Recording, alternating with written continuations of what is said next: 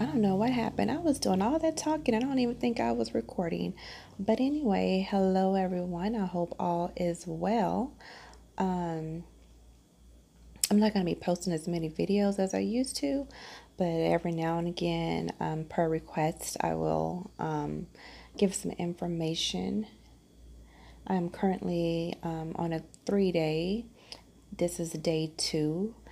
And we didn't get into 11 o'clock last night, so I was tired.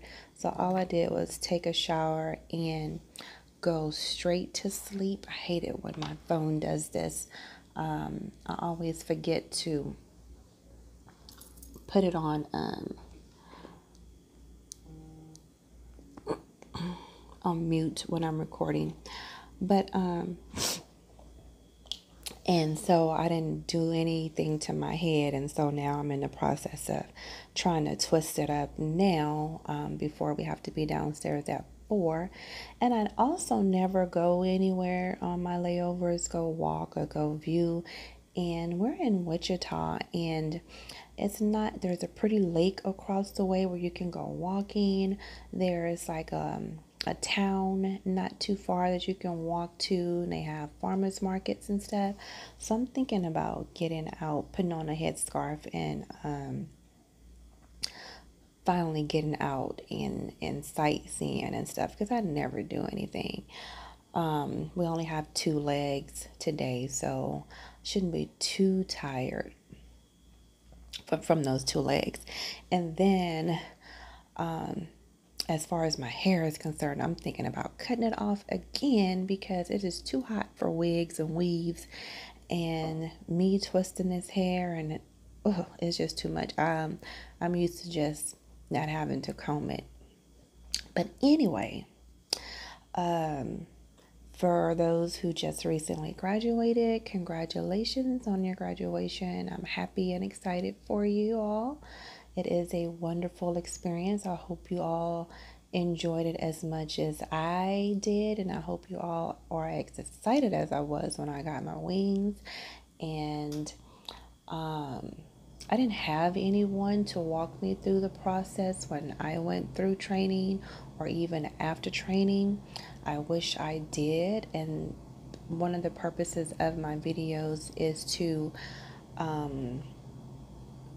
be a person that you could come to or ask questions to, because a lot of the things you're going to learn out on the line from another flight attendant or just through trial and error. And I didn't have anybody that I can talk to or have anybody to show me things prior to or right after. I was like blind. I had knew nothing about nothing, and some of the things I wish I had known, but especially for my IOE. So this video is going to be primarily about how to prepare for your IOE. And again, this is just my personal views. I'm not an advocate or a mentor for my company. They do not ask me to do any. This is just my personal opinion and how I did it and what helped me, and some of the mistakes that I made that I can share so that you won't make the same mistake. Some testimonies of some things that happened to me as well as others on their IOE, and just, an encouragement. So first of all, relax. Try not to have anxiety or be nervous. Just relax, and try to stay calm. I will say that we have some great instructors, so we have some great leads, but I'm not going to lie to you and say that there have been some people who've had some horrible IOE experiences. If you do experience that, please don't think that you cannot reach out to your MOD, manager on duty, or the lead manager instructor at the training center if you're having any any problems or any issues. Before you decide to quit, before you cry, before you get frustrated, if you run across any issues, please know that you can contact someone and let them know what's going on. Okay, that's if. First things first. You want to pass and you don't want to be put in a situation to where you think you might because you are not gelling well with, or you're having issues, or you're bumping heads with your lead. So don't think that you can reach out to someone first and foremost. So to prepare for your IOE, this is my suggestion. Once your IOE is placed on your schedule, you open it up, you look at it. If you have a printer at home, print it out. Look at your carrier, look at your time, your arrival time, look at the type of plane you're going to be on, look at how many days you're going to be gone, and the times that you are going to get into these cities, any overnights. Of course, you want to look at the city where you're going to be overnighting at, and look at your service codes. Okay, if you have to write it on the back of your trip sheet or get a separate sheet of paper. So you want to look at your time so you can prepare. Okay, I need to be at the airport by this time. It may take me this amount of hours to get there, so you want to get enough sleep. You want to have all your compliant items laid out and ready to go, because they're going to check those as soon as you get there. You don't want to be scrambling, digging for stuff. Make sure you have all that and everything is charged up and what have you. Look at the carrier so you can make sure you have the right uniform pieces on. Depending on where you're going, you want to look at the cities where you're going. I always check the weather where I'm having my overnights.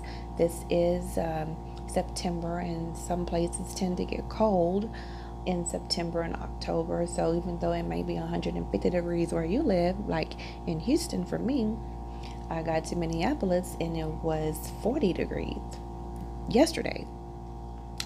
So check the weather where you're going so you can know how to pack. I always look at the times that I'm getting in, because that lets me know what I'm going to pack. So for instance, this 3-day trip, we got in late last night, so I wasn't going anywhere last night. And then today I said I might go outside and go walking. So all I packed, of course, was pajamas, underwear, and just some workout clothes and tennis shoes just in case I went walking. Then we're getting in late tonight to our next city. So I'm just going to go to sleep. But then we have a late checkout again tomorrow night on our way back to Houston. So I might go walking again. So I brought, just some lounging clothes. But say you were going to have a continuous day trip in 24 hours somewhere, you might, decide, okay, with crew, we might go to dinner, or we might go hang out or something. You might want to take something different, depending on the weather, right?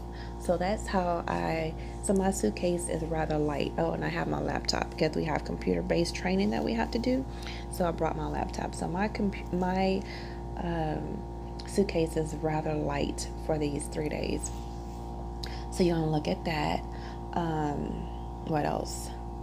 Look at the service codes. You will be working first class on your IOE, so look at the service code so you can kind of tell if you are going to have to do a full meal service, if it's just snack basket, or if it's just drinks. So when you open your manual, you can go to that to the service and read on that carrier service for that time of day and for that particular meal service, so you can freshen up on that. Let's see, what else? Service codes, carrier, how to dress, times. Okay, so that's how you look at your trip sheet. Most people who have issues with their IOE, the issues that they have mostly are, if you're on the ERJ, is the doors, because you all know they scare us to death in training about those dang doors and on ERJ. So a lot of the leads focus on that as a big thing. So you want to make sure you have those doors down. Don't be afraid to have your lanyard. I have mine inside my badge. I don't have to use it anymore because I know the doors, but I always still look at it again even before I get on an ERJ. Have a notepad and some pen because you can take notes. So you want to take notes. Um, Also, they watch your phases of flight. That's a lot of mistakes that people make. The phases of flight, and of course your pre-flight. So your pre-flight, you're going to have to be verbal, just like we did in training. You have to say out loud what you're pre-flighting, but remember you're only doing first class cabin, so you're, unless you're in the 200, so you only have to pre-flight what's in first, first class. But if you're on the 200, then you have to do the whole plane. So study your pre-flight for that plane. Study your phases of flight. um, Pay attention to the chimes and the sterile flight deck chimes. If you're on an aircraft where you have to make the announcements, remember when you hear the seatbelt sign, you have to do an announcement, and then you have to do, remember what Fusaka said, talk to talk, then do the walk or something like that. So every time you talk, you walk. So remember that, because those are some things that people mess up on, are the chimes. So that's part of phases of flight. And what else? The light settings.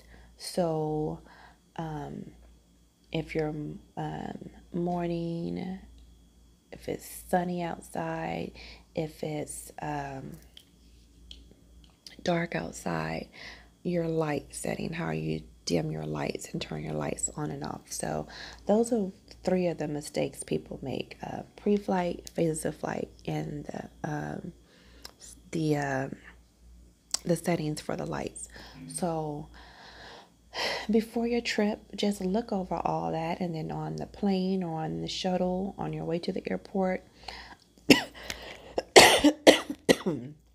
look over all that information. And like I said, take your notes, read over your notes.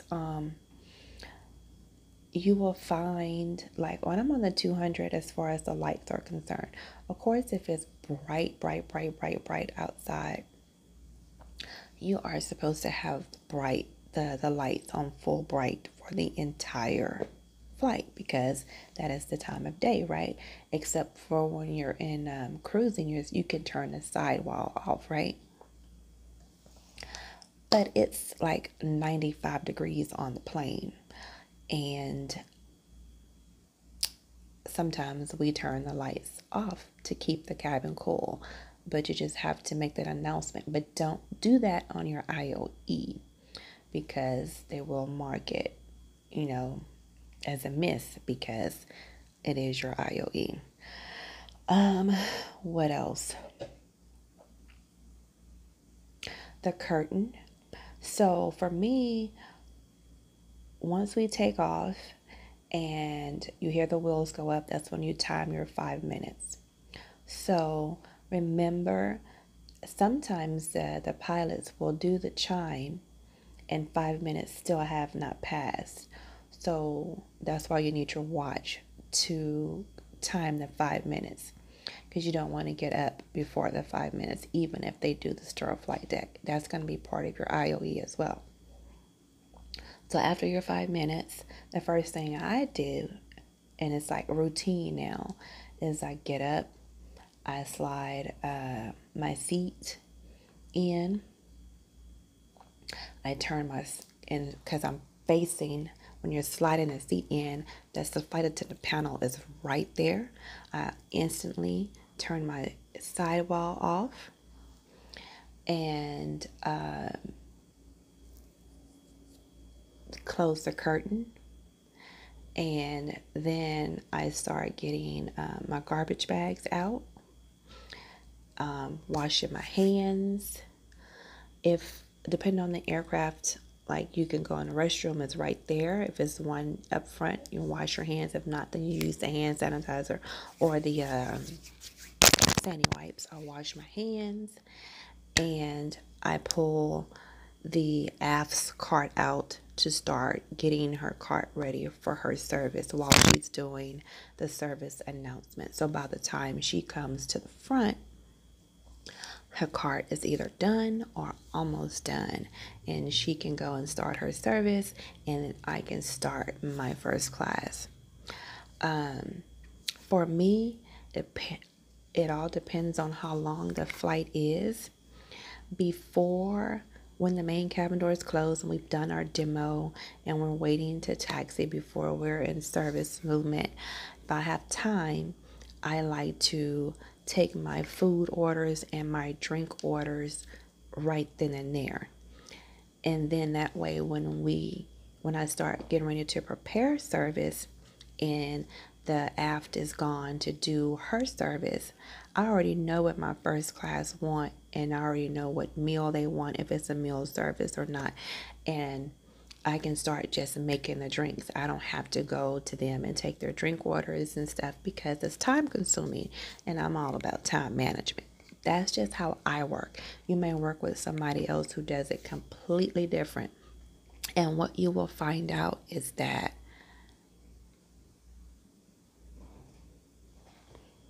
I'm sorry, I'm at my hotel, and though there's like a space up underneath the door, you can see, and it's like somebody is standing outside my door.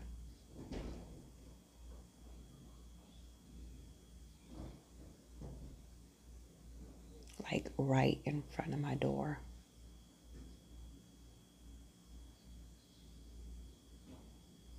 Okay, I'm sorry. That's once you get in the air and get out online, you will figure out what works best for you. And like everybody does, everybody has their niche, or they do what works for them.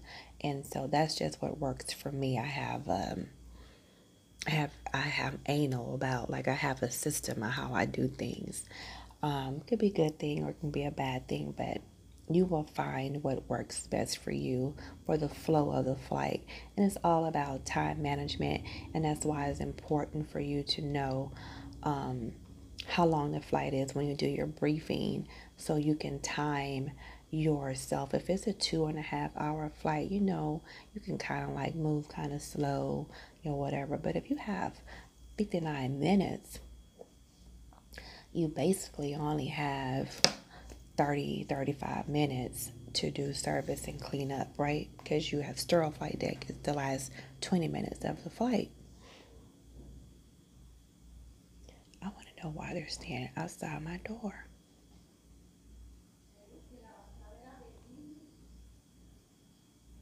I have my do not disturb sign outside my door.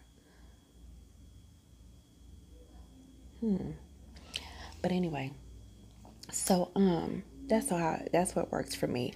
So my app is now doing her service. I am fixing my stuff for my first class, whether if it's drinks or serving meals or what have you. For me, when the aft gets to the exit row in the main cabin, then I put on gloves and grab the trash bag, and I go do an initial trash pickup, and I refill, of course, first class, and I also will ask the Comfort Plus on Delta or Economy Plus on United if they need any refills and or what have you, because she's still serving, and now she's in the back of the plane. Then I'll come back up front and kind of start cleaning up, organizing stuff. And of course, checking on my first class passengers. So then when the aft comes back up front, and I'm sitting up front, I've already checked on my first class, picked up the trash, checked on her passengers. So now I like to, this is what I like to do. I want to reiterate that. I like to help the aft do the cart because the galley is only but this big, right? So we both can't fit in the galley. So while I'm standing right here and she is right here with her cart, I like for her to hand me the stuff off the cart so I can put it where it goes, and we're just doing teamwork. So hand me the cups, put the cups up, hand me, and she takes her sodas out if they're still full. We're pouring them out, draining them, putting the cans in a recycle bag. I'm handing her refill her stuff, her cart, her coffee, her creamer, her napkins. Oh Lord, they told us we were going to have a fire drill at noon today, but that we don't have to leave. So I was like, what the heck? But anyway, so I like to help get the cart together because we have to get it together for the next crew or for our next flight. That way we both won't be bumping into each other in the galley area. Just hand me the stuff, we're putting it up together, organizing together, whatever. Once the cart is done, once it's restocked, then we put it up, and then she can go do the second trash run, and this time go from the front to the back and back up. And by this time now the galley area is clean, the passengers are done, and we're kind of just like chilling until we're needed, doing our safety checks, our walkthroughs, whatever is going on, and that's what we're doing. So you just gotta listen to the chimes, listen for the phases of flight, time it, don't overthink it, don't be nervous, relax, take a deep breath, don't be afraid to ask questions when you can. Get all your questions out before your last day. So after that, anything else, I wish you all the best. Good luck. I'm going to get off because this noise is getting on my nerves, the fire alarm. And if you have any questions or concerns, just let me know. Other than that, take care and good luck.